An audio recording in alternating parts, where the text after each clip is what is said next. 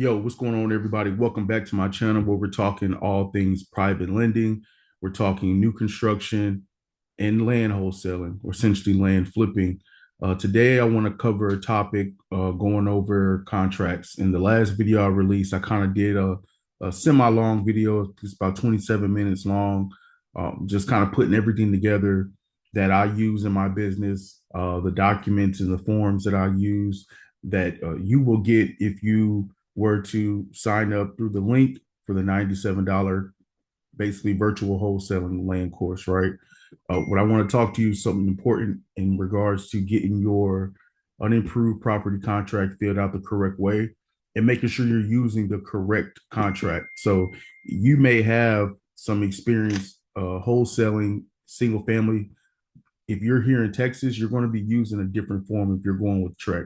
So, Texas, you have the 1 to 4 residential single family contract. This is a Trek form. But if you're wholesaling land, you're going to be using an unimproved property contract. And we're going to go over the unimproved property contract, and then we're going to go over the assignment contract. And this is the assignment contract that I use. So, and we'll also take a look at an amendment, right? That you would basically have to have the seller sign and execute if anything changes during the course of the title search, survey, waiting on survey, etc. Right. So let's just jump right into it. All right. So here we go. This is the unimproved property contract. This is the Trek form. These forms are free online. I had a comment that asked this question on my last video. Yes, you can go to the Trek website and look for the forms to download, but I have them already. The forms that you need, I have them already saved. I've been using these forms, 3+ years. Uh, Not only in my wholesale land business, but my time as a realtor here in Texas. So what you'll do here is we're going to start. We're going to kind of go through it a little fast because some of this stuff you can leave blank. You know what I mean? You don't. If you're one of those people where you have to click boxes, so be it. But I don't. I'm just going. This is how I fill out these contracts, and I've gotten deals closed doing it this way. So I mean, if it ain't broke, don't fix it. That's how I feel. So obviously here it is right here. Seller's information is going to go here. You're going to put your information here. Now, you can either, when you're starting out, I'm not sure if you have money for to get an LLC going or whatever, but you can put your first name, last name, slash, and or assigns here. And you have to make sure you put and or assigns because that'll give you the right to assign your equitable rights. That's what, your assignment contract. You're assigning your rights over from this contract right here, this original contract, to an end buyer with the assignment. Okay. Then here you're going to go put the lot block, the description. You'll be able to find all this stuff through your appraisal district, right? So here in Houston, it's HCAD. Just go put the address in. It's going to give you the lot, the block. It's going to give you like a description, city, Houston, county, Harris, and then you'll have the address here, right? So this is how you put these first two. Then here we go to sales price. It goes cash portion of sale, and then some if you're using financing. So what you're always going to do is you're just going to put the cash portion as, let's say if you're buying a lot for 100K, right? Boom. You don't put anything because you're not financing anything, right? Builders are typically paying cash for land. Okay. I haven't dealt with I haven't done a deal. I wouldn't say dealt with. I haven't done a deal where there was a financing component to the land. I'm not even trying to do anything like that, to be honest with you. So, and then the next part, this is very important for you. This leases right here. This is something that I typically leave blank. I don't want to guess and put like seller has not delivered, or I don't want to even talk because some of them don't know that, right? They're just paying taxes on the land. Some of them might not even be paying the taxes, but they're just paying the taxes. They don't really know a bunch of stuff, and I don't want to assume anything. Just leave it blank, right? Because ultimately, if they are reading through this and signing it and you leave it blank and they reach out to you to say, hey, look, number 4 leases, um, you know, I have delivered to you a copy of the natural resource lease, right? Whatever it could be. Just let them handle that. Just make sure you fill out what you need to make sure you get paid. And that's going to be filling out the seller's information correctly, your name or company name and or signs, making sure the property is the description and all that stuff is filled out correctly. The sales price is correct. And then we're going to come down here to where you have, this is where your title information is going to go. So you have your escrow agent, your escrow officer. I would put the address plus the name of the title company. So if it's something like Star Text Title, so just go like Star Text Title dash address, right? And then the amount, boom. You could put an option fee. I typically don't.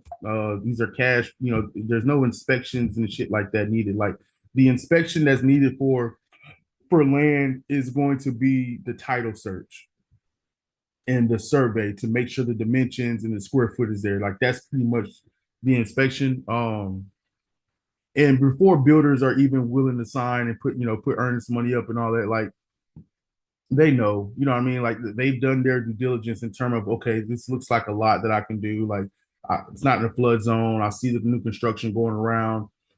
It's clear. It's ready to go. I just need to make sure the title's clear on it. That's really what the builder or your end buyer is more concerned with, is making sure that the title is clear. And obviously the dimensions need to be there, but I mean they if they're experienced, they know that going in, like what the expectation is. And then here you go. This is the title policy and survey. Um, this is where everything's negotiable too. Let's start here. Yes, typically the seller is going to pay for their closing costs. If you have room to wiggle on a deal and you want to sweeten it up, like, hey, it's not only am I offering you cash for this lot, but I'm paying for your closing costs.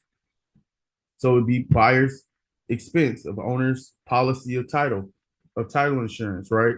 So if you want to pay the closing costs of the seller, or we'll get down to some other options as well. I don't want to make it too confusing here, but or you can just click sellers paying their stuff, right? So then, mind you, that this is the most important part. Like I mentioned earlier, when you're dealing with flipping land, is going to be the title search and then the survey. So typically, buyers are going to pay for their own survey, right? So what you do is, it says right here, buyer, you have 1, 2, and 3. Within blank days, buyer shall obtain a new survey at buyer's expense, buyer's deemed survey. So you can either go right here, make sure you click buyer's expense always, right?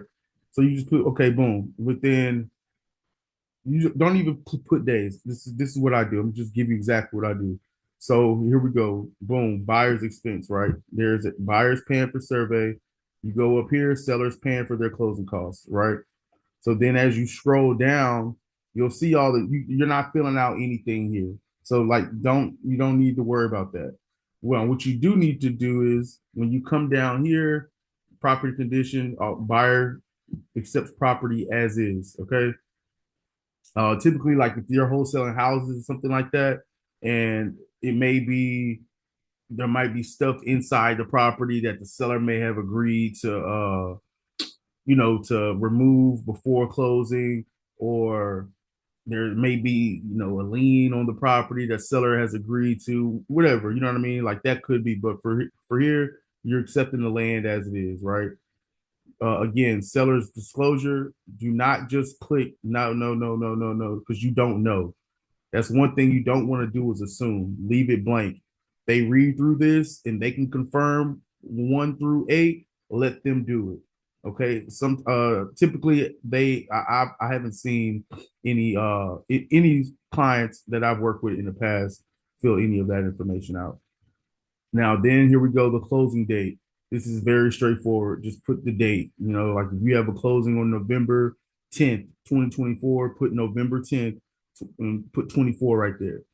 Now, this is what I was wanting to get to when I was mentioning the survey and the title earlier, that you can kind of do modification.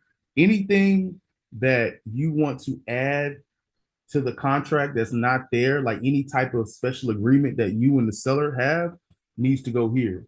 So if you have agreed to pay half of their closing costs, you put here, buyer has agreed to pay 50% of the closing costs, right?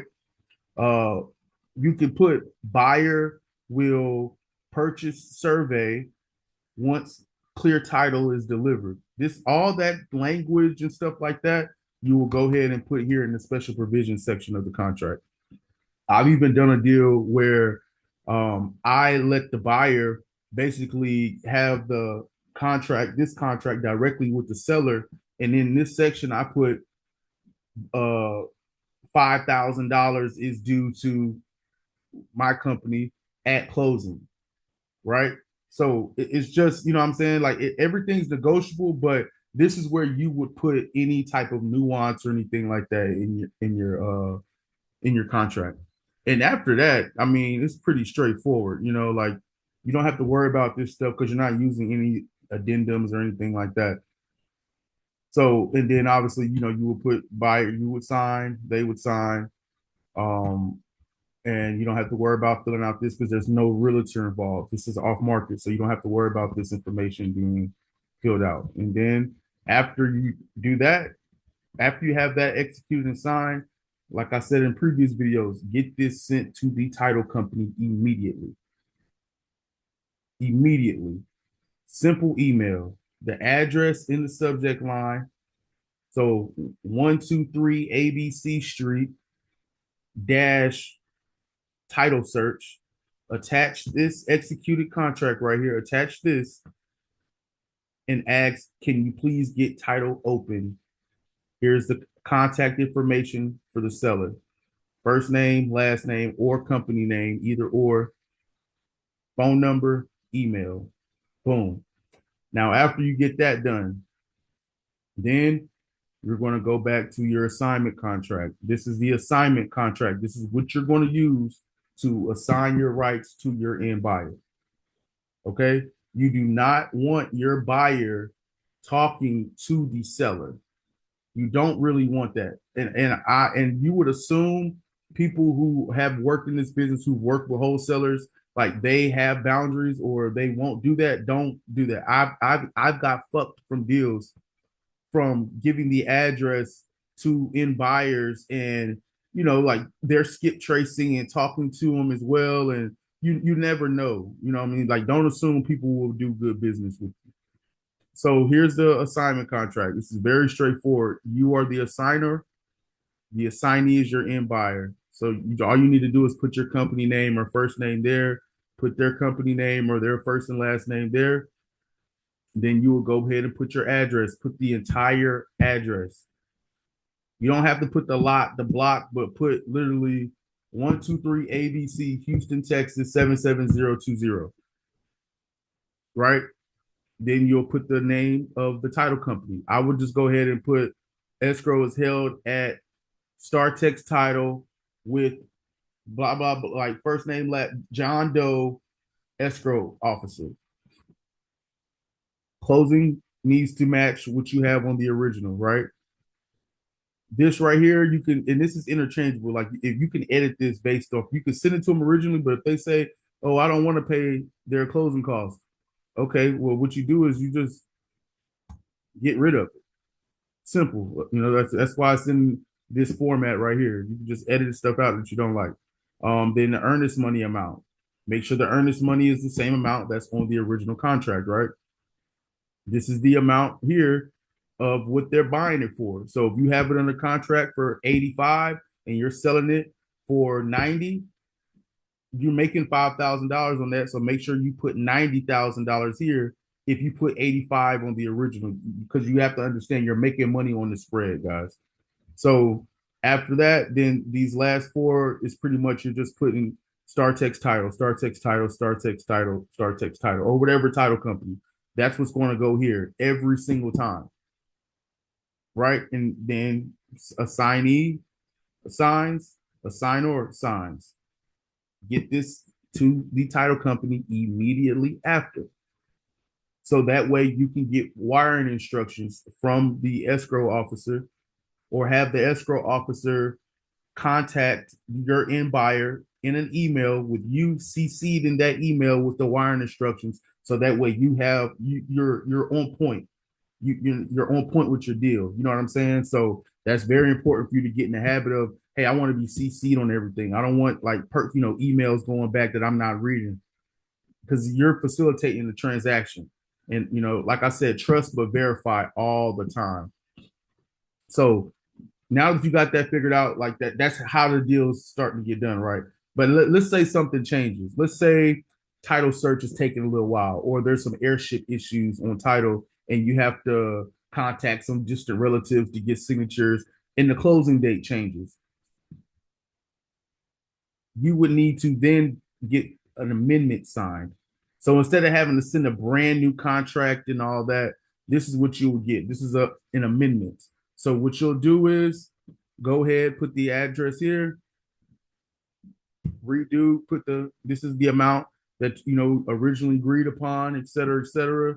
Um, and then what you would do is come down here to other modifications and put closing date has changed from blah blah blah to blah blah blah, and have the seller sign that.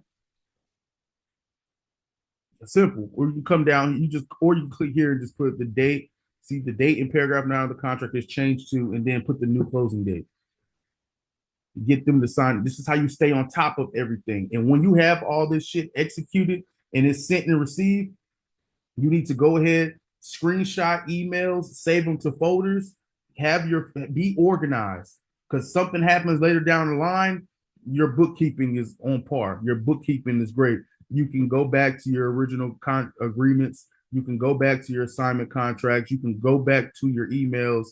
All that stuff you have access to. You know what I'm saying? So that's just something to think about when you're doing this. When you're in this business, it ain't just send a bunch of shit out, and you might be closing some stuff, but you're unorganized. You can't go back and look at some of your deals. You can't go back and look through those emails. So especially if you don't have a CRM to save information of builders, and your escrow officers and your builders who you're doing deals with, you should have their contact information, cell phone. You should be talking to them, once or twice a month, just to kind of stay in front of their mind, see what they're thinking, what kind of type of deals the escrow agent is seeing, or if they have builders who closed with them recently, who you can send them, hey, can you send them this deal? I'll close with you in your company, like title company. That's how you foster relationships, right? So that's pretty much all I have for you today. If you found this video helpful, please do me a favor, hit the like button, subscribe, comment. If you are interested in purchasing the $97 virtual wholesaling land course, the link is there. I'm going to be giving you the things that I do on a day-to-day basis, right? So, like I said, do me a favor, hit that like button, subscribe, and if you have any questions, the comment section's open. My email is down in the description. Let's hop on a call. Let's get started closing some deals. 2025 is right around the corner. Thank you.